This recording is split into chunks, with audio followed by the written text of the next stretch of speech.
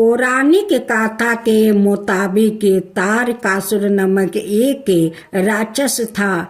उसके 3 पुत्र थे, तारकछ, कमलाक्ष और विदुनमली। भगवान शिव के बड़े पुत्र कार्तिकेय ने तारकासुर का वध किया। अपने पिता की हत्या की खबर सुन तीनों पुत्र बहुत दुखी हुए।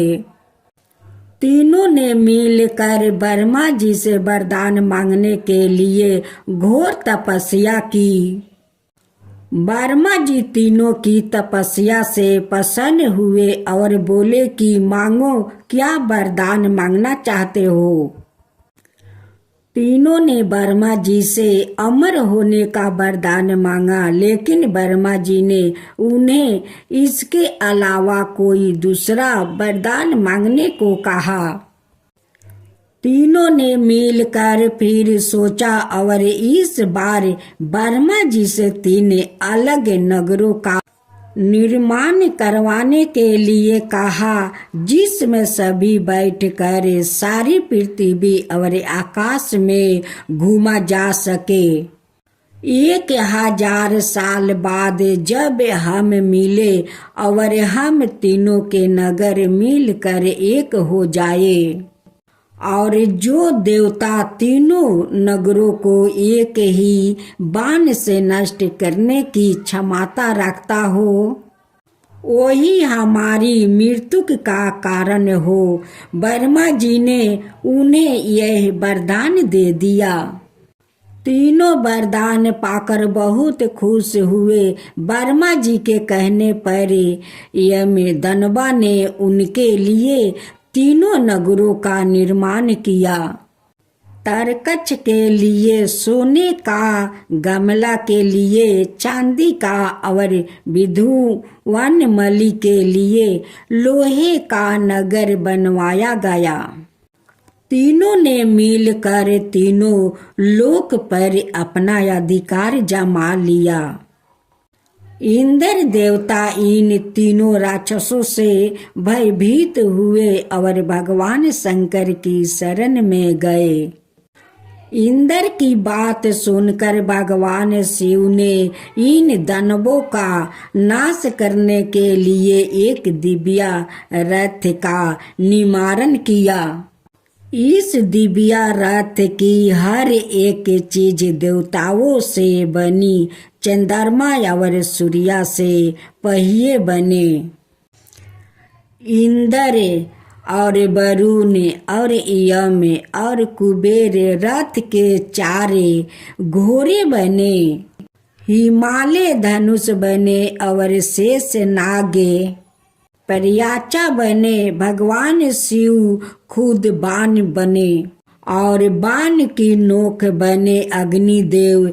इस दिव्य रथ पर सवार हुए खुद भगवान शिव। भगवानों से बने इस रथ और तीनों भाइयों के बीच भयंकर युद्ध हुआ। जैसे ही तीनों रथ एक सिद्ध में आए, भगवान शिव ने बाण छोड़ तीनों का नाश कर दिया। इसी वध के बाद भगवान शिव को त्रिपुरारी कहा जाने लगा। यह वध कार्तिक मास की पूर्णिमा को हुआ, इसलिए इस दिनों को पुरारी पूर्णिमा नाम से भी जाना जाने लगा। जय गौ माता, जय गौ माता। गोपाष्टमी के संबंध में मिलने वाली कथा के अनुसार सबसे प्रथम कृष्णा जी जिस दिन गौ चराने के लिए पहली बार घर से निकले थे, वो कार्तिक मास में शुक्ल पक्ष की अष्टमी तिथि थी। इसलिए इस तिथि को गोपाष्टमी के रूप में मनाया जाता है।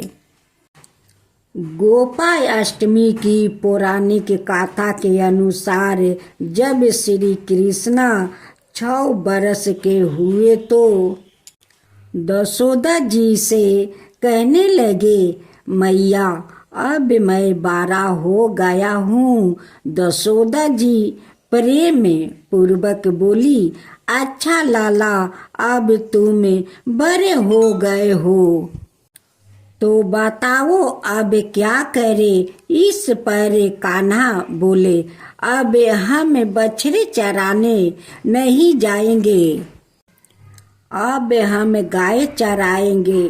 दसोदा जी ने कहा, ठीक है, बाबा से पूछ लेना। अपनी मैया के इतना कहते ही झट से कृष्णा जी नंद बाबा से पूछने पहुंच गए। नंद बाबा ने कहा, लाला, अभी तुम बहुत छोटे हो, अभी तुम बछड़े ही चराओ। लेकिन कान्हा हठ करने लगे। तब नंद जी ने कहा, ठीक है लाला, तुम पंडित जी को बुला लाओ, वह गऊ चराने का मुहूर्त देख कर बता देंगे। बाबा की बात सुनकर कृष्णा जी झट से पंडित जी के पास पहुंच गए और बोले, पंडित जी, आपको बाबा ने बुलाया है, गऊ चराने का मुहूर्त दिखाना है। आप आज ही का मुहूर्त बता देना, मैं आपको बहुत सारा माखन दूंगा। पंडित जी नंद बाबा के पास पहुँचे और बार बार पंचांग देख कर गणना करने लगे। तब नंद बाबा ने पूछा, क्या बात है पंडित जी, आप बार बार क्या गिन रहे हैं। तब पंडित जी ने कहा, क्या बताए, गऊ चराने के लिए केवल आज का ही मुहूर्त निकल रहा है, इसके बाद तो 1 बरस तक कोई मुहूर्त नहीं है। पंडित जी की बात सुनने के बाद नंद बाबा को गऊ चराने की स्वीकृति देनी पड़ी। उसी दिन भगवान ने गऊ चराना आरंभ किया। भगवान जिस समय कोई कार्य आरंभ करते हैं वही शुभ मुहूर्त बन जाता है। यह शुभ तिथि कार्तिक मास में शुक्ल पक्ष अष्टमी तिथि थी। भगवान के द्वार गऊ चराने का आरंभ करने के कारण यह तिथि गोपाष्टमी कहलाई।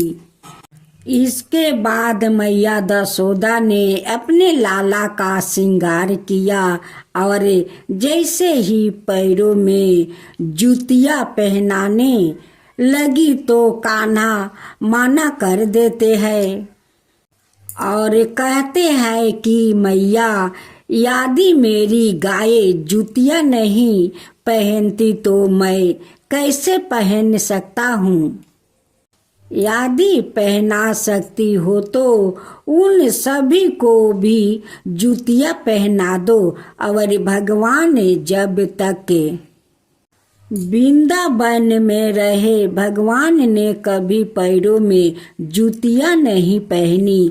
आगे आगे गैया और उनके पीछे बांसुरी बजाते कान्हा, बलराम और ग्वाल बाल ने